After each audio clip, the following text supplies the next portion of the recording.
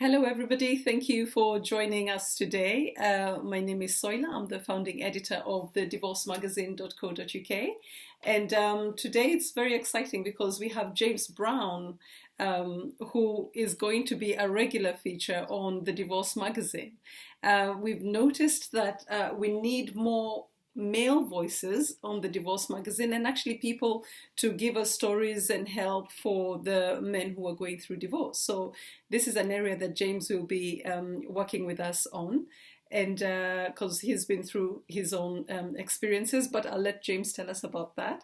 In the meantime, don't forget to subscribe on the divorcemagazine.co.uk channel, on the YouTube channel, and also visit our website, which is www.thedivorcemagazine.co.uk.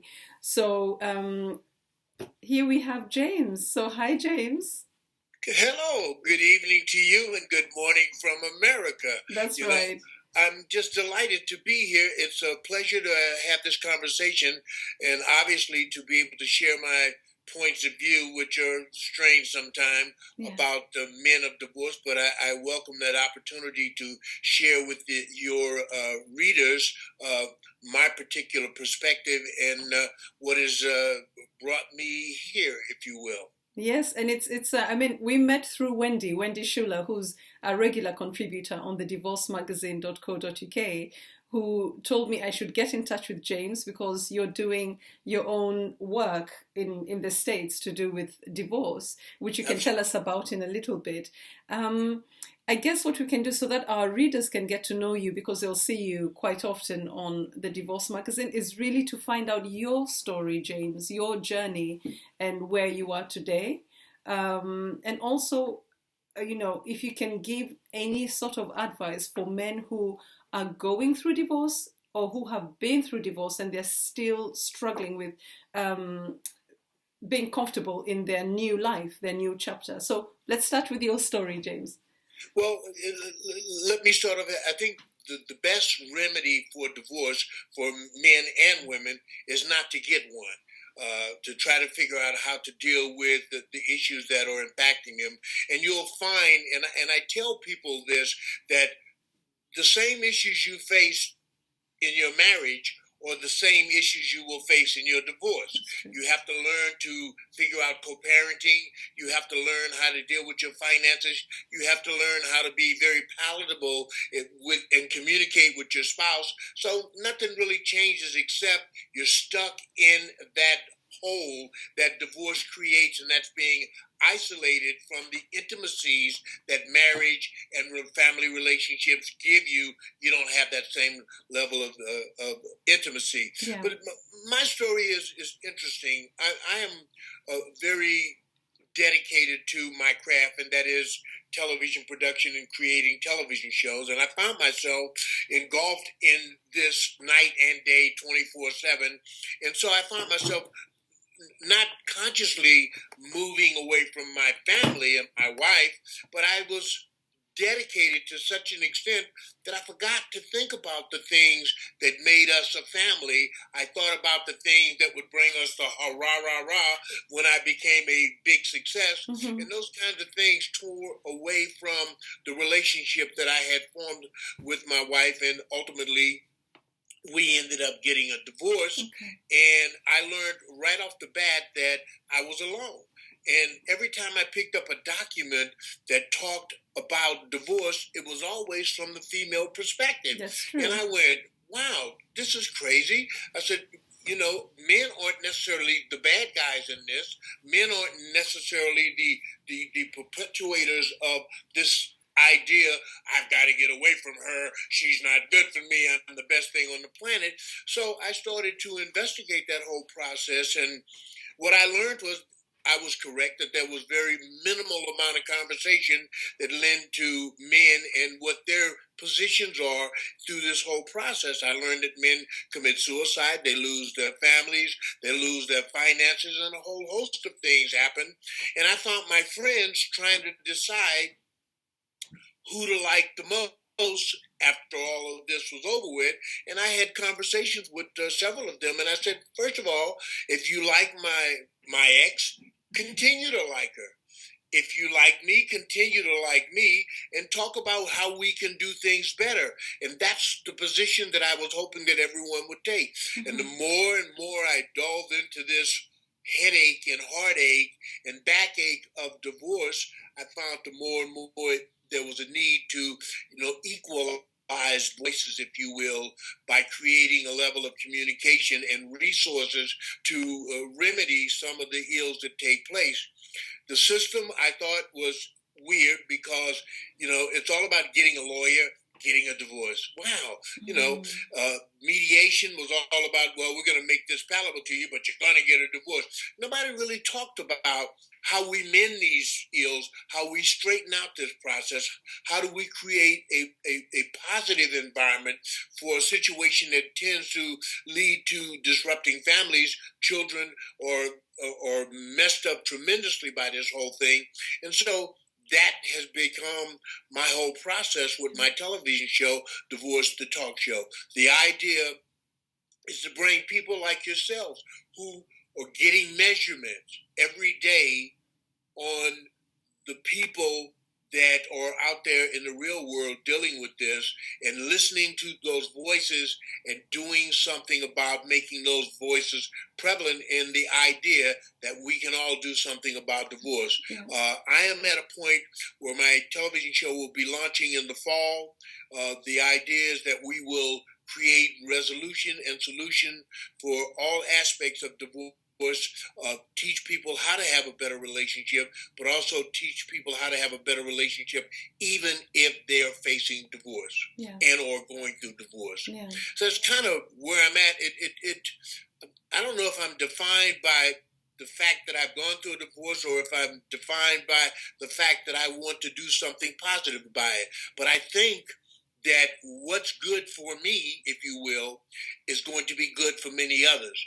We are not so different that we fit in some category that makes us unique. Mm. That's the great thing about being a human being, that we all have the same similarities and we all go through the same kinds of things. And I'm hoping that my show, and particularly our collaboration, will bring about some real positive results and help people move to the next level, but make divorce a common conversation rather than this conversation you hold in the back of the room or behind closed doors. Yeah. If we bring these issues to the forefront, particularly in media, we now offer the opportunity that this is not something you have to run from. This is something you have to come together on. And as we come together, less people will be harmed and disrupted, and more people will be healed and can move on with a positive situation. I think that kind of puts in a capsule my point of view. And don't get me started, because I'll go all night long with telling you how I feel and what I want to do about it. Okay, well, what I would like to ask you, James, is, having gone through divorce, we know that it's extremely rare that you will have a divorce where there has not been some manifestation. I need to interrupt you. There's a blur. Your image is blurred and the voice is breaking up. Okay, let me try and... Is that better in any way? You're still a little blurred, but... I'm not sure. And now, is it okay? Is it better? No, it's still the same. Okay. Still the same. But that's getting better now. Can you hear me? I can hear you, but it's broken up. Okay, I'm trying to see if it's continuing to break up. Skype has been a bit weird lately. Okay. And you can hear me now? I can hear you now, but there's still some crackling in the voice. Okay, let's try, and then I'll see how the recording comes out later. Okay. Okay, because I can hear you very clearly. Yeah, I can't hear you very clearly. Okay. So maybe that's fine. All right. Let's see what happens, and then we'll decide what to do from there. Okay. So I was just going to ask you, having been through divorce yourself, it's very rare that you will find any divorce or even separation where there has not been feelings of anger and frustration. How would you what would you say to men or even women who have those feelings of anger and frustration? How did you cope with yours, and what advice would you give them in terms of managing it so that it does not play a role in actually managing your children in your life after divorce? Well, I think for me, it was an issue of, and I think the one thing that helped me is because of the industry that I'm in, the television industry, that I wanted to have the best face possible. So I would say to those who go through divorce, look outside of your world, look outside into the world, and reflect what you would like to be to that world. And I think that that would help you manage your Mm-hmm. anger, because I definitely was angry. I have definitely been frustrated, but I became angry because of my inability to produce on the level that I wanted to produce on as a father and as an ex-spouse. I wanted to make a difference and demonstrate that I could make a difference. And so my anger was because I was not in a position to do the best that I could do for my children. And I think that's where we have to go. You're going to be angry. You're going to be angry on two fronts. One, you're going to be angry because she or he made this separation possible, or you're going to be angry because you like to do something about it. So you've got a lot of ways to have to look at it. I think the point being, look at all of those ways. Find the best that you can be inside of yourself, and do something about it. Reflect what you want people to perceive you as, no matter who was right or wrong in the disintegration of the relationship. That's not the issue. What is it you want to best be perceived as? A good person, a better person, or an angry person? And I think if you're the kind of person that I'd like to be, I would like to be perceived and received as a decent human being. We all have our faults, but I'd like to be perceived as a decent human being. So it meant that I had to really go through and look at, why was I angry? Why am I frustrated? And try to do something about it. I found that the more positive I became, the more better results I got between my relationship, between my children and my ex. Okay. And so I use that as my sort of my cane to walk through this maze, is that I try to maintain a positive attitude, and it helps me tremendously. But you will never overcome the anger. You will never overcome the frustration, because divorce is a disintegration of a relationship that you held dear. And no matter what, you will either be angry at yourself or angry at your spouse, but you have to manage it. And I think that's what it's all about, how you manage your frustration and your anger. You wake up in the morning, best get up with both feet on the ground and take care of your responsibility in the most positive way. And that's how it's helped me. So, what's your relationship like with your ex? Wonderful. We actually, matter of fact, we've got a basketball game tonight. We're going to, one of my sons are playing basketball. We're going together. We have dinners regularly. If she goes out of town and one of the boys are left, I end up going back to my old house, sleeping in my old bed, if you will, and taking care of them. I have keys to the house. I go in when I choose to. So it's a wonderful thing. We've learned, and everybody says, you guys ought to be on the poster for divorce, because we've never seen anything like it. Well, we both understand the value of our children, and that is the most important thing. We both understand the value of our family, whether we are constantly around them or not. It's a value then. If you take away from that and destroy that, you take that opportunity away from your children and your other people in your families as well. So we have a brilliant, wonderful relationship, and I'm very proud of her. I just noted the other day, I went to a session where my son is signing up for the American Legion, and they have a camp where young adults get to go to learn how to write legislation. And I sit in this room and listen to my son present his topic in himself to these veterans who are over this program. And I'm sitting there and I was blown away at his articulation, his what he wanted to do. He wants to run for Senate, and that he's thinking of it at age 16 to become a senator. And I'm going, wow, what was I doing at age 16? Trying to figure out who the cutest girl was, you know? But here's my son doing that.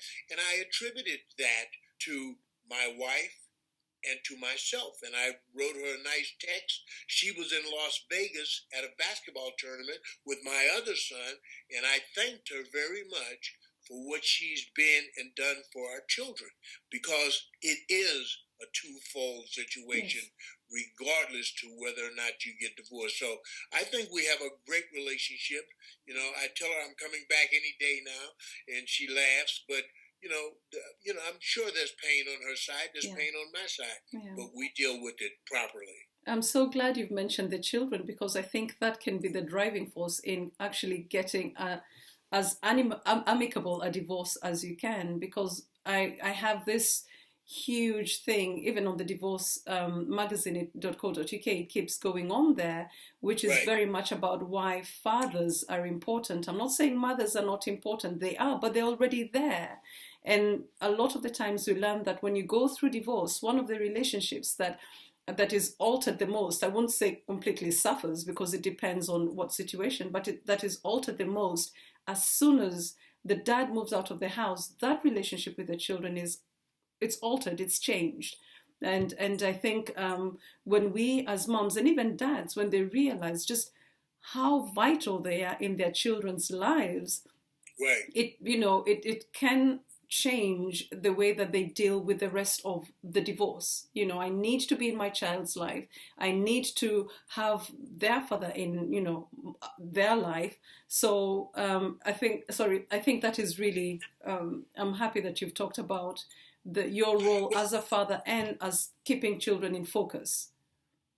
No, it's very important. I mean, our society is so strangely concocted that we tend to either one or the other, men or this, women or that, and there's distinctive separation between the two, even though everything is designed for the two to be together. Yes, right. We have to learn as a society that all of our actions play a role in what our society ends up being. And as we participate in a equalized society, we need to make sure we give attention to the children who become the next year's or the next generation leaders.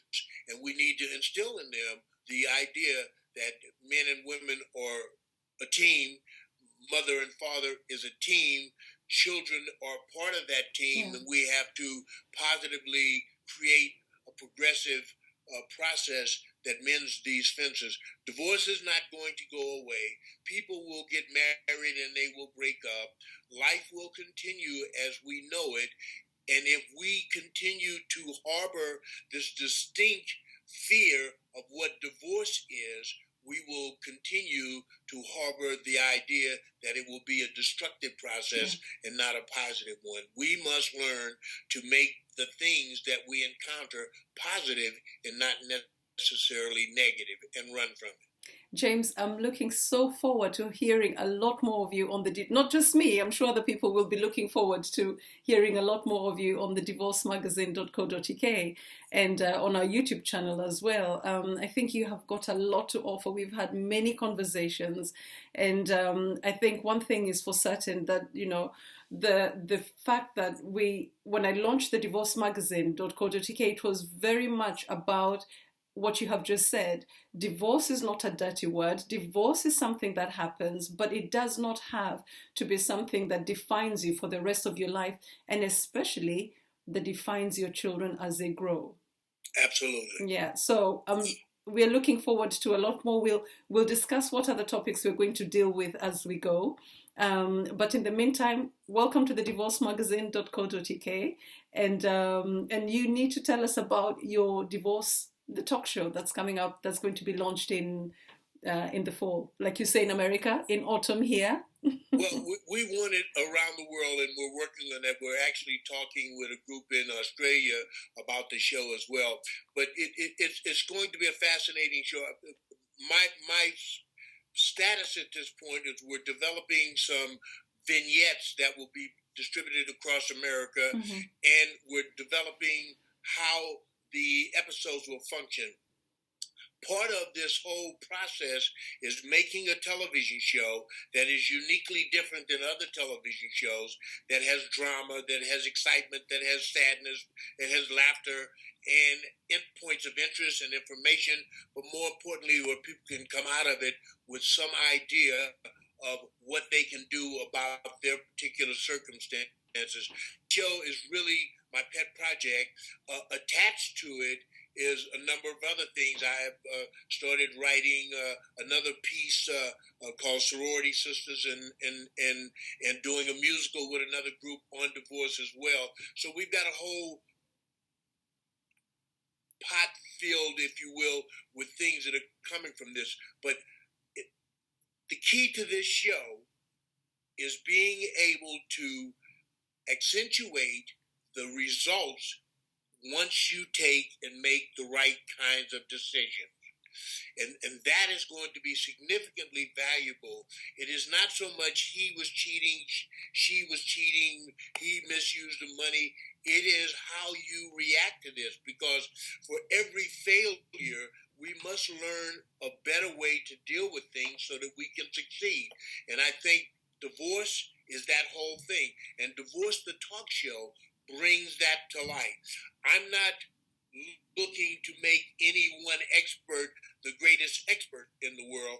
I'm looking to find the right process from that expert that someone in the divorce land can take and grab hold of that information and do something about changing their lives. You know, I ask the question often, what makes a good attorney? You know, and a lot of people say, the one that gets you the most money or the most property. And I said, well, that's not necessarily true. What makes a good attorney, in my opinion, is someone who officiates the process in a way that there is a win for both sides. Most importantly, that the family stays together. That, in my opinion, is what a good attorney is. Yeah. And I will argue with attorneys about that. Isn't it time to fix this? Why is one court different? You will see all of this on the show. When we have you on the show as a guest, I'm going to go, okay, what's happening in the UK? Tell me what's happening around the world. You've got your magazine's ears to the land. Tell me what other people are thinking, and I would bet, you know, dollars that you will come back and say, we're all going through the same kinds of things. And that is how we're going to help fix and orchestrate a better place for divorcees and children of divorcees. We're looking forward to the show. Absolutely. And before we go, I'm sure anybody, or not anybody, everyone who's going to watch this video, they'll be wondering, how come you have Alicia Keys in the background? You have Jimi Hendrix. I think Queen Latifah is way up there. Well, in my earlier years, I was a concert coordinator for Sly and the Family Stone. Okay. And because of that, I had an opportunity to meet and deal with a lot of musical talent. And these are some of the people that I've, over the years, had a chance to work with. And then I have a very good friend who's a celebrity photographer who also sends me photographs of people that I know and worked with. So if you look at my bio, you'll see where I spend a lot of time with a lot of music in my background. Represented Christopher Gavin, who wrote the songs for Chaka Khan, Tim Davis, who was a writer or performer with the Boss Skaggs and Steve Miller. You know, just a host of incredible musicians I had the honor of working with, and now they've become part of my environment. Okay. Well, very, very interesting. I love that. I mean, you showed me the other images, the other photographs last time, and they are actually incredible. Thank you so much, James. And looking forward to seeing more of you. Absolutely. I look forward to it, and hopefully I can make a contribution that will make a difference for many of your readers, and I will do everything that I can to make that happen. Thank you very much. We'll see you soon. Take care. All right. Bye. Bye-bye.